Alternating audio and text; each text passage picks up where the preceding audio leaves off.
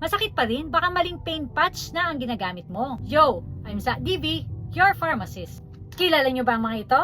Pareho silang pain patch, pero magkaiba sila ng lakas, epekto at tamang paggamit. Unahin natin si Chili Plaster. Si Chili Plaster ay may capsaicin na galing sa sili. Ang effect nito ay mainit at mas matapang. Kapag dinikit mo ito, una ay mainit, tapos unti-unting nawawala ang pakiramdam na sakit dahil nadidistract nito ang pain nerves. Mas bagay ito sa mga may matagal ng muscle pain, lumang pilay, stiff joints o rayuma. Paalaala ha, hindi ito bagay sa mga sensitive skin. Huwag mo itong gagamitin sa may sugat o manipis na balat. Huwag mo itong patagalin ng sobra kung hindi ka sanay. Ang Salonpas, ano naman ito? Ang Salonpas ay may menthol at methyl salicylate. Ang epekto nito, cooling muna, tapos warming. Mas banayad ito kumpara sa Chili Plaster. Mas okay ito sa biglaang muscle pain, back pain, neck at shoulder pain, pagod sa trabaho o sobrang exercise. Mas safe ito para sa araw-araw na gamit, lalo na kung first time mong gumamit ng pain patch. Kaya ano ang pipiliin mo? Kung matagal na at malalim ang sakit, Chili Plaster. Kung mild to moderate pain o pang araw-araw lang,